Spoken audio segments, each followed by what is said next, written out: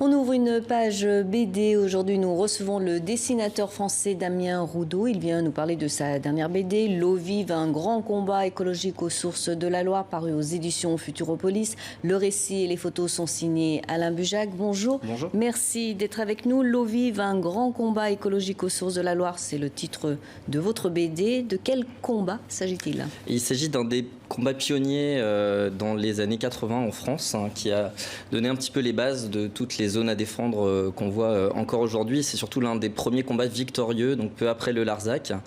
Le combat qui a été mené depuis en 1989 et puis 6 années de camping, de campement de ceux qu'on a baptisés les Indiens de la Loire, qui se sont vraiment établis sur le site pour empêcher un énorme projet de barrage hydroélectrique qui devait noyer toute cette vallée dans la région de Serre-de-la-Phare. Et surtout, donc, au-delà de cette retenue d'eau de 15 km qui devait noyer la vallée, il y avait 3 autres projets de méga barrages qui allaient suivre. Donc c'est vraiment cette poignée de citoyens qui n'étaient pas du tout des militants écologiques, qui étaient simplement les habitants de cette vallée, qui se sont levés, qui ont refusé que leur milieu, qui est absolument merveilleux, voilà, si vous avez l'occasion, soit détruit.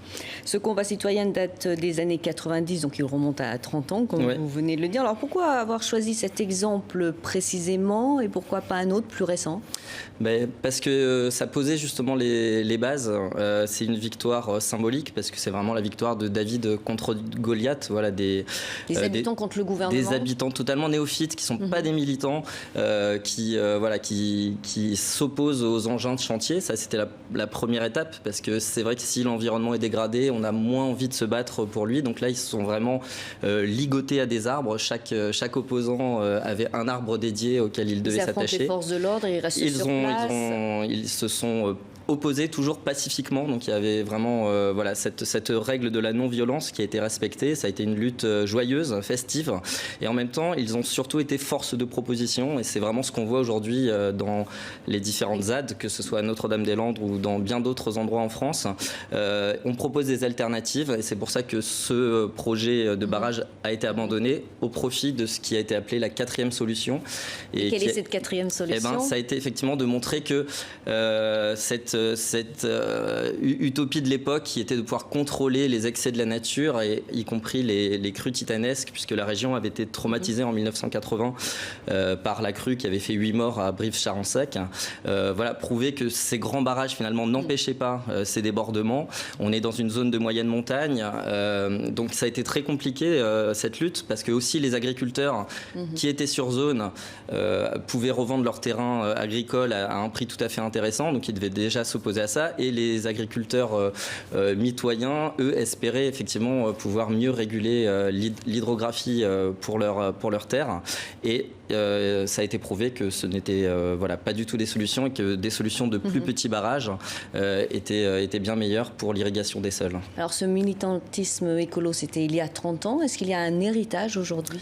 Bien sûr, oui, et la lutte est toujours vivace. C'est important de voir, que ce soit pour ce combat de Serre-de-la-Phare ou pour tous les autres combats. Voilà, l'année 2020 a été très dure pour tout le monde, mais elle a aussi marqué la victoire de nombreux combats écologiques partout en France. Il y a eu le Center Park à Roibon qui a été 10 ans de lutte. Il y a eu la ferme des 1000 vaches qui arrête son exploitation le mois prochain. Il y a énormément des surf parks, des méga porcheries. Il y a plein de projets qui, après des années et des années de lutte locale par des gens qui ne sont pas des militants, et c'était aussi de prouver qu'il fallait sortir de ces anathèmes, de dire que les gens étaient contre les agriculteurs.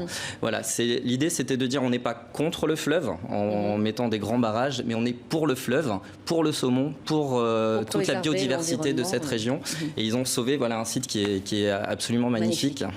Et est-ce qu'il faut, selon vous, une catastrophe pour que les gens prennent conscience de la réalité des choses? Malheureusement, je ne sais pas si c'est suffisant. En tout cas, on a des rappels. C'est vrai que la crise écologique et sanitaire, cette crise sanitaire a des bases, évidemment, qui sont liées à la destruction des écosystèmes. On le sait.